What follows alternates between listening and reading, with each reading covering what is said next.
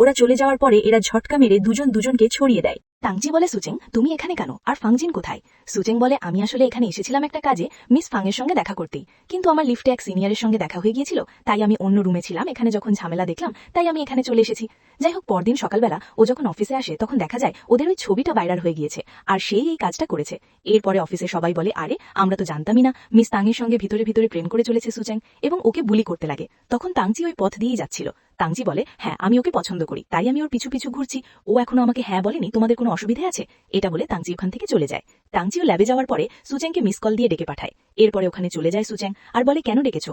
তাংচি বলে, আমি যেহেতু সবাইকে বলেছি আমি তোমার পিছু পিছু ঘুরছি, তাই প্রতিদিন তোমার নামে একটা করে ফুলের বুকে আসবে, কিন্তু এই ফুলের বুকে তো আমি তোমাকে দেবো না, তুমি নিজেই এর জন্য টাকা পে করো, তাহলে সবার কাছে এটা এরকম ভালো দেখাবে যে আমি তোমাকে ফুল উপহার দিচ্ছি, মানে এটা একটা মিউচুয়াল ব্যাপার স্যাপার আর কি। তো কি আর করবে সুচেন, ও তখন ফুলের পেমেন্টটা করে দেয় আর বলে, ঠিক আছে আমার ফুলের পেমেন্ট আমিই করলাম। এরপরে ওর নামে একটা ফুলের বুকে আসে, যেখানে একটা কার্ড ছিল, কার্ডে লেখা ছিল যে তাংচি এটা ওকে পাঠিয়েছে।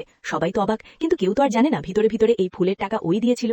এরপরে হঠাৎ করেই আমরা দেখতে পাই চিংলির কাছে একটা কল আসে হাসপাতাল থেকে। সেখানে বলা হয় যে ওর বান্ধবী ফাংজিনের জ্ঞান ফিরে এসেছে, যে আসল ফাংজিন, এবং ওর হাজবেন্ডকেও কল করে জানানো হয়েছিল। তাই ওর হাজবেন্ড তড়িঘড়ি করে এখানে আসে আর বলে, তুমি আমাকে সারাদিন মারধর করো, আর এখানে কিনা নাটক করে পড়ে আছো, অসুস্থ হবার ভান করছো, তুমি আমার আর কত জ্বালাতন করবে?